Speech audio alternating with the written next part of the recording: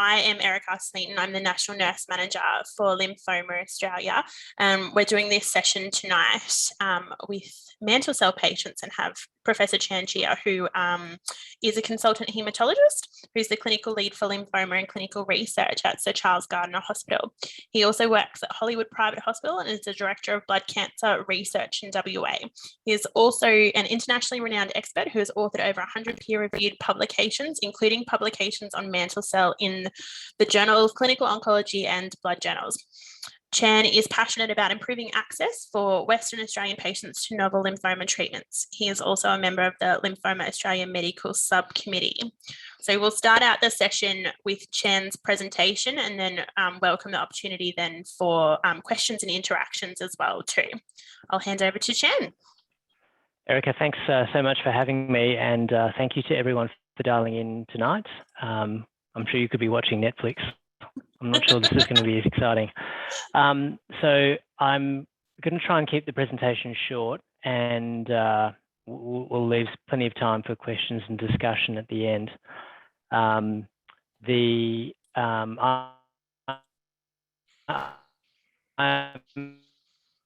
actually passionate about improving access to new treatment for all of our trials here. That's fine by me. Very brief, 2020 I have to talk or more frequently, and there's a lot of exciting data coming out of DASH. So briefly, I'll cover prognostication, approach to so people who've never received treatment before, both people who are eligible for autologous stem cell transplant, and then people who perhaps older than 70 years of age who are not.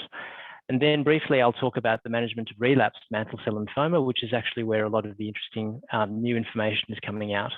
And yeah, so the bottom line is that mantle cell lymphoma is relatively infrequent. It accounts for up to 6% of non-Hodgkin lymphoma, and if you estimate that there are maybe 7,000 incident cases of lymphoma a year in Australia, then we would be looking at somewhere around 350 patients with mantle cell lymphoma diagnosed in a typical year.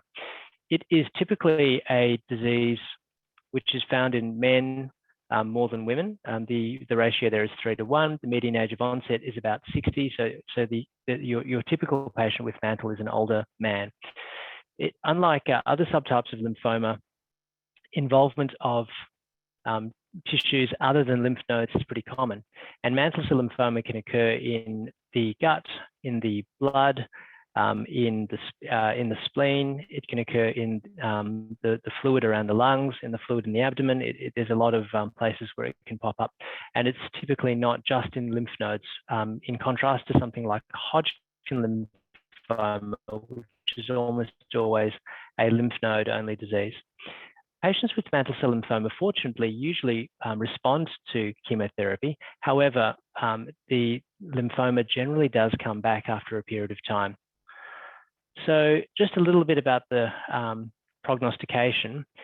For all types of lymphoma, there is a predictive index.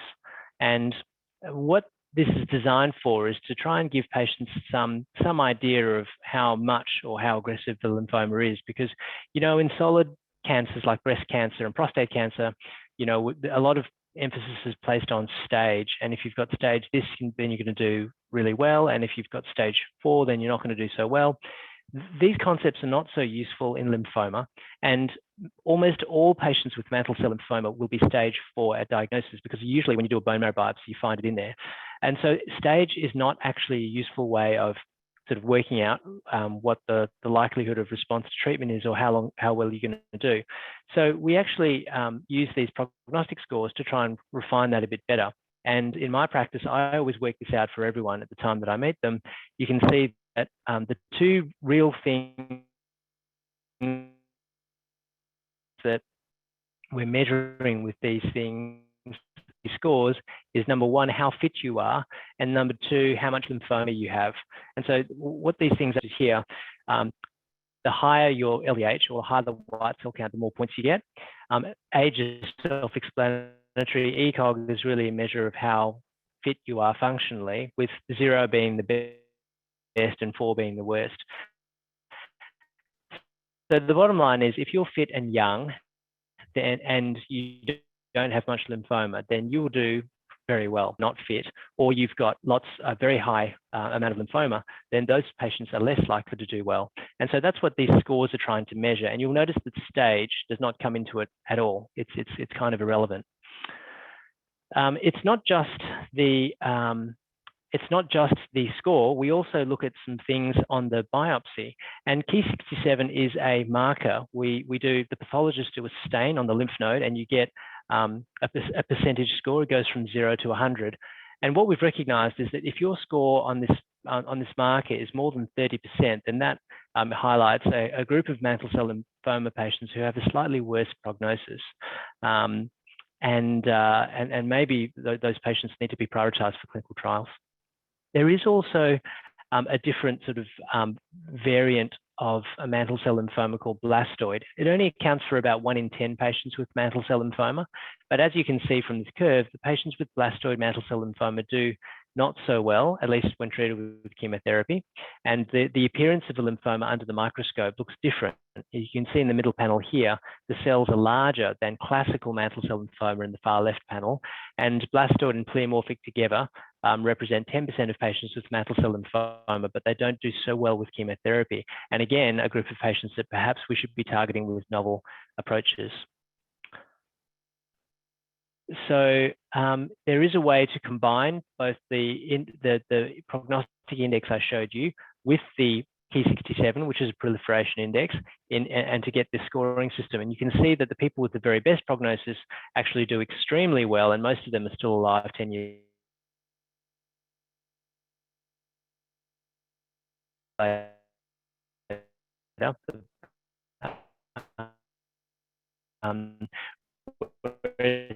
People with very high scores and were survivors in this group as well.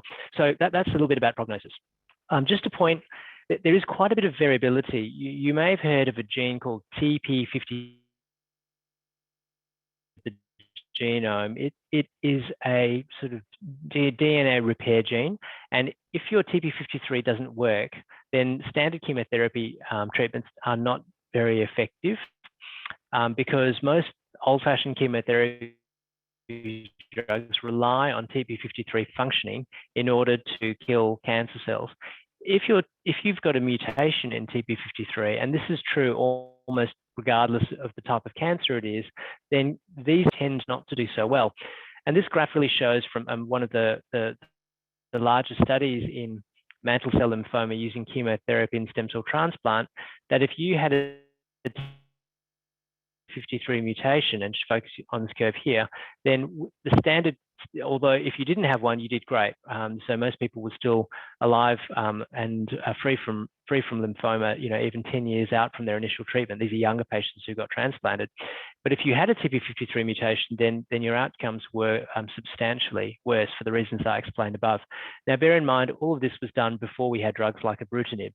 So things may not be quite so bad now, but it still indicates that it's something that we always are interested in. And I certainly test for TP53 mutations in all of my patients with mantle cell lymphoma at the time of treatment. However, not all patients with mantle cell lymphoma require immediate treatment. And there are a group of patients who have no symptoms, no fever, sweats, or weight loss, no in their lungs or in the abdomen, and don't have very high risk features like I just showed you, but blastoid histology, TP53 mutations and things like that, and low levels of this proliferation protein, Ki67. If you don't have any of these things, then it actually is safe to delay treatment.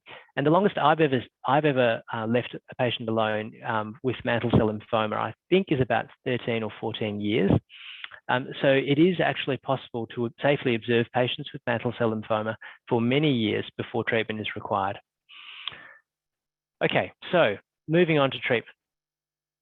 So here is an approach to my suggested approach to treating patients who are transplant eligible. And really that means someone who is roughly 65 years of age or younger, although I will do people between 65 and 70 if they're really fit.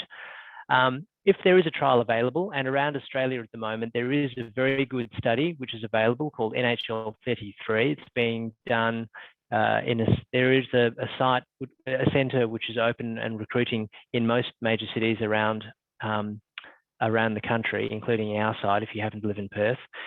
Patients will get, so outside of it, and I can talk about that more at the end if people are interested. Outside of a clinical trial, then we do chemotherapy with rituximab, and that chemotherapy can be a range of different options, and there is variation in practice around the country. The two most common ones would be DAP, DHAP, which is cytarabine and a platinum drug, along with steroids and rituximab. The other one, which is very widely used, is called the max, or the other name you hear used is Nordic MCL2, which is named Nordic because of the Scandinavian cooperative group who designed it, and that was the name of their trial. Following this is an autologous, hasn't been PBS reimbursed until will be removed, and we'll be looking at giving maintenance rituximab afterwards. These are just some slides showing that although there was only one randomized study that showed a benefit for transplant over no transplant in fit patients with mantle cell lymphoma, there are these data set from US academic centers which showed that patients who had a transplant, this is not a clinical trial, this is just going through everyone's databases and seeing what happened. It seemed to be pretty consistent. You can see almost 1,000 patients treated here, that there was a substantial benefit to doing transplant. And so outside of a clinical trial, we are still recommending stem cell transplant after chemotherapy in patients with mantle cell lymphoma who are fit and under 65. What about older patients? Well, you've got a couple of options there, and I tend to favour in fitter older patients this chemotherapy program called bendamustine rituximab. There's a few reasons for that. There is also a chemotherapy program called R-CHOP, and they're both very effective. And for people who are really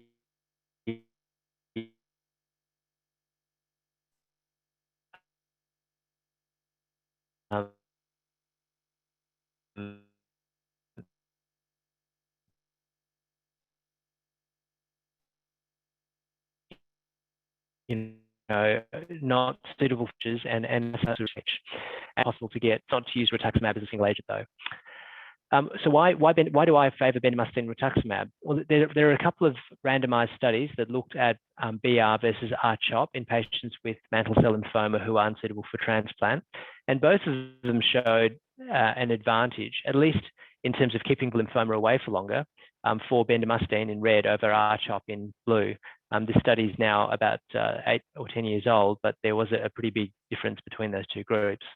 There was another study called BRIGHT, and it asked a similar question, although the CBP, which is the watered down version of CHOP, was also an option. But in that study as well, in the mantle cell lymphoma patients, there was quite a big difference in favour of the bendamustine. The colours are reversed here, which is confusing, but bendamustine is the group which did better. And not so pronounced in terms of number of patients who were alive after 5 years, but it certainly was more effective at keeping the lymphoma away. Right, so moving on to management of relapsed mantle cell lymphoma, because unfortunately, mantle cell lymphoma in most instances does come back after initial chemotherapy. And you can see from the curves that I just showed you that if you're young and you're fit and you've had a transplant, you can probably expect anywhere between 7 and 10 years if you on a good day. And for patients who are older and get, say, bendamustine rituximab, you could probably expect 4 years, plus or minus a bit, but it's probably going to come back. And there is no suggestion that even with those chemotherapy programs that we are curing patients with mantle cell lymphoma. It is experiences relapse. This is a review article on the topic that Toby Eyre, who's a really great lymphoma doctor in the UK, and Michael Wong, who's my old boss at MD Anderson, just published in Blood. And we talk about current options for patients with relapsed mantle cell lymphoma. And I've just put, I drew this diagram for the paper, and I think it pretty much summarizes how we're currently thinking about treating patients with mantle cell lymphoma. To cut a long story short, in 2021, any patient with mantle cell lymphoma who experiences relapse should really get a BTK inhibitor. And in Australia, the currently approved BTK inhibitor is called ibrutinib, and that's an oral once-a-day treatment.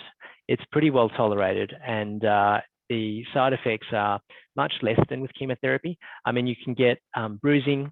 About 1 in 10 people will get an irregular heart rhythm called atrial fibrillation, which can be managed if that occurs, and you can get some rash, but it's and a diarrhea. They're probably the common side effects.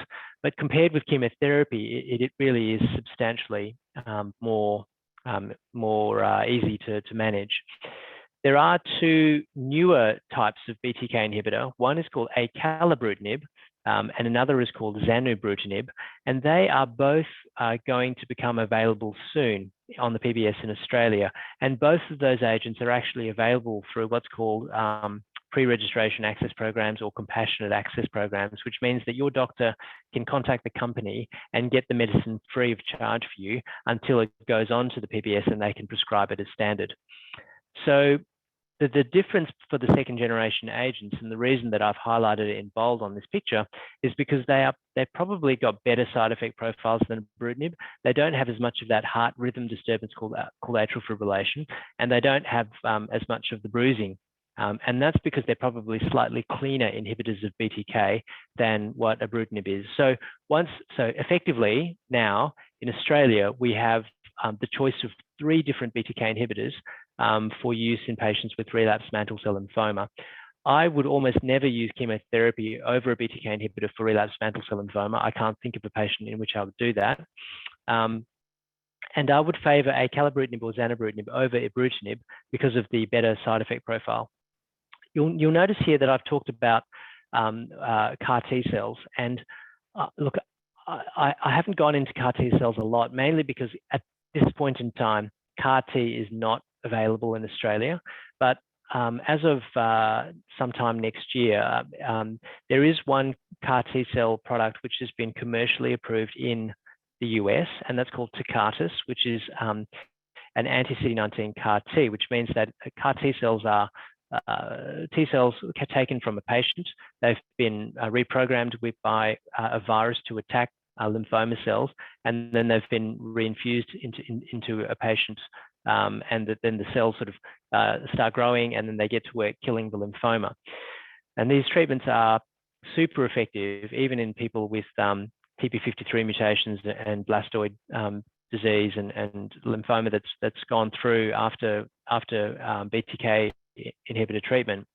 However, it's not sort of readily accessible in Australia at this point in time, although we anticipate that it will be within the next 12 months.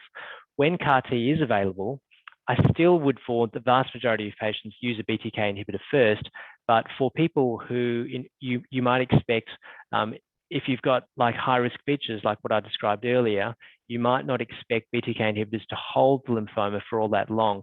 And I might sort of make early plans to sort of collect T cells and talk to my local CAR T center about potentially getting ready for a CAR T infusion if we had that option. So the name of the CAR T product is Tecartus, which is brexucabtagene autoleucel. I think it used to be that we considered young, fit patients with relapsed mantle cell lymphoma for a procedure called an allogeneic stem cell transplant. If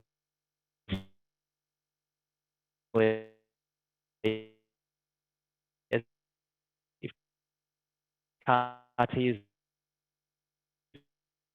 available, that we would all transfer usually better kind of like graft-versus, and really enabled a very, very rare young super fit patient with mantle cell lymphoma.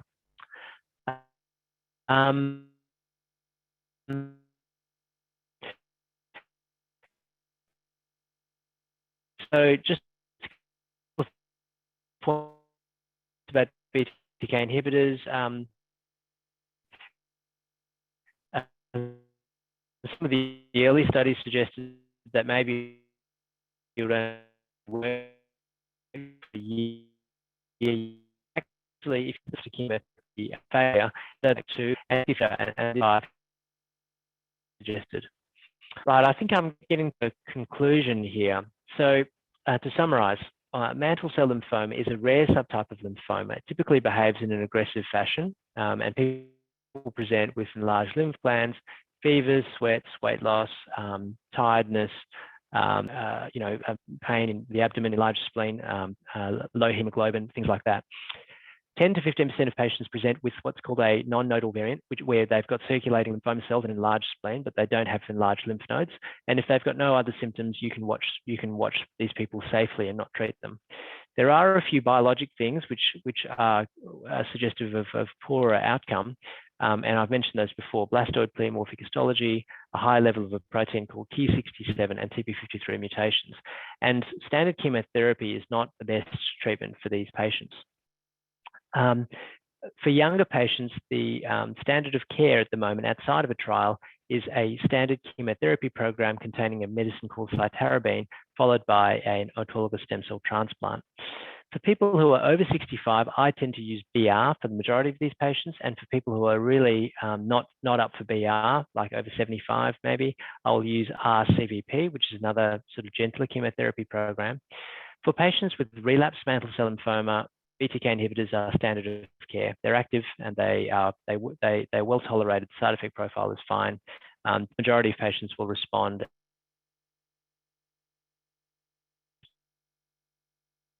for quite a while. Involvement very often is the standard of care.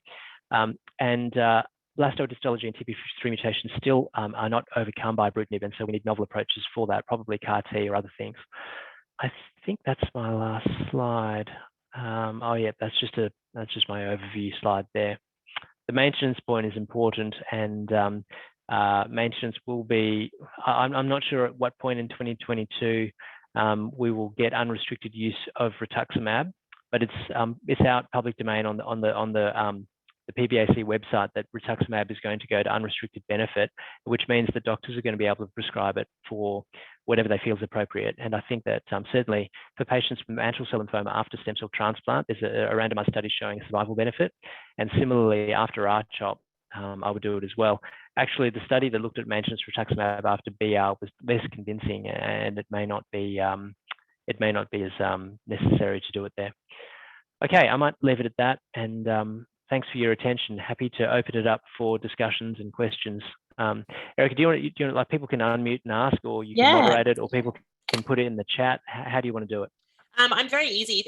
If people are happy and comfortable actually speaking directly, that's fine. Unmute yourself and turn your camera on, and you can raise your hand as well too if there's a few people, or if you're not really comfortable speaking in front of everyone, you can always use the chat function as well too, and we will moderate.